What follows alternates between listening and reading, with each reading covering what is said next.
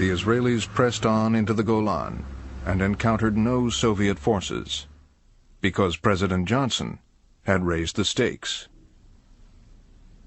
He asked McNamara what distance from the Syrian coast the fleet, American fleet, was at the time, and he said 100 miles. It was steaming toward Gibraltar on a training exercise. We turned it around. And the president said, move them to within 50 miles, knowing that the fleet was shadowed by Soviet electronic ships, and they would know them directly. That was also part of the message.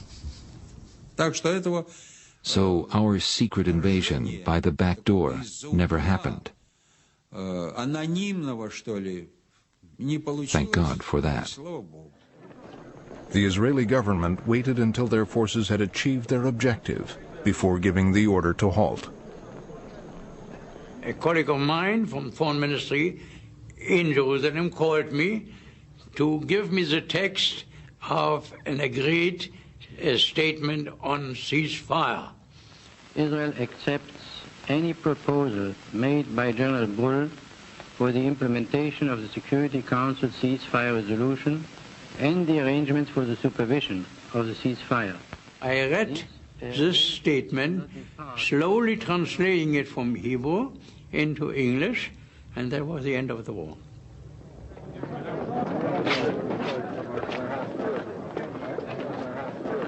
In 6 days, the armed forces had quadrupled the territory Israel controlled. From Syria, they had taken the Golan Heights. From Jordan, the West Bank and the Old City of Jerusalem. From Egypt, Gaza and the Sinai. With so much land to trade, Israel had its best chance ever for peace.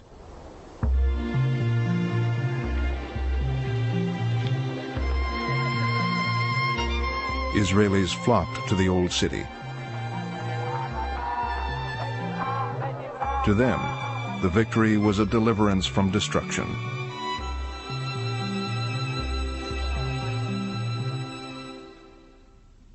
The Israeli cabinet was determined to hold on to Jerusalem, and for the time being, the West Bank.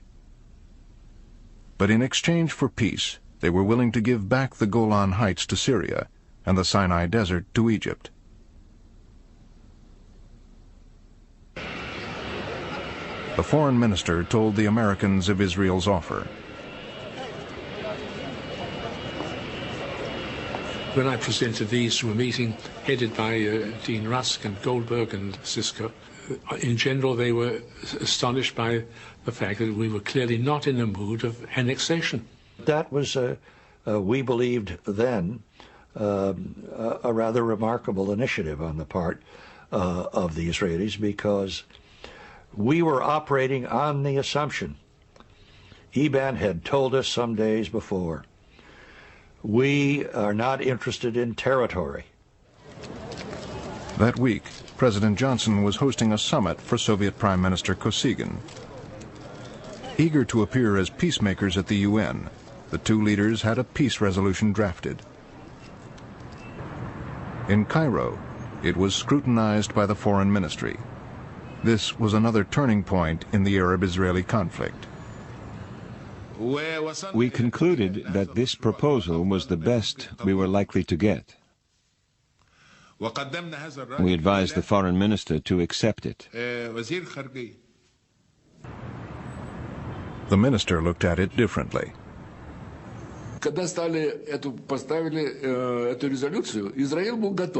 When the resolution was proposed, Israel was ready to accept it. But Egypt's foreign minister was utterly against the resolution, because it indirectly implied Israel's right to exist, and he wouldn't have that at all. Israel, of course, did not want any resolution that only said, pull back your forces, but didn't recognize Israel's existence. So this was the problem.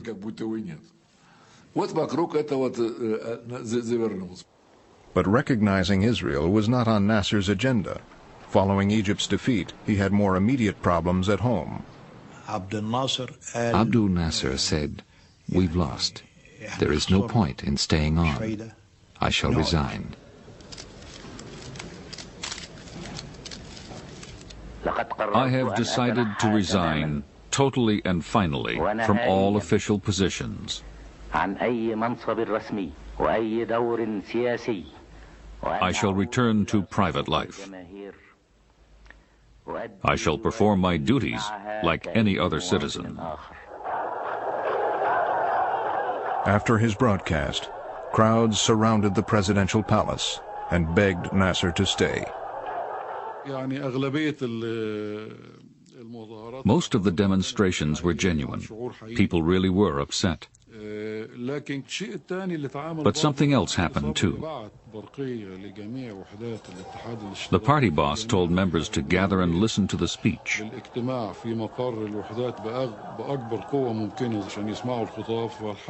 After the speech, they took to the streets and chanted, "We want Nasser, no leader but Nasser." Nasser stayed on as president. His old friend Marshal Amer became the scapegoat. He refused to resign, so Nasser had him arrested. He died in custody. It was said in Cairo he was suicided. Shortly after, Nasser rejected the Soviet-American peace plan.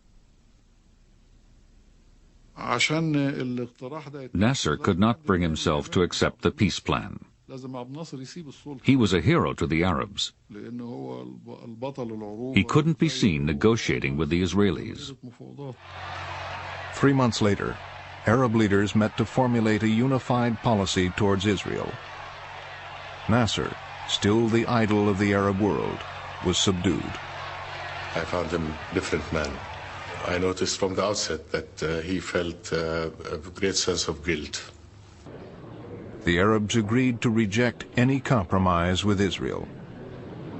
The decision by the Arab countries not to negotiate with Israel, not to make peace with Israel, and not to recognize Israel. With no recognition, no negotiation, and no peace, it was only a matter of time before war would break out again.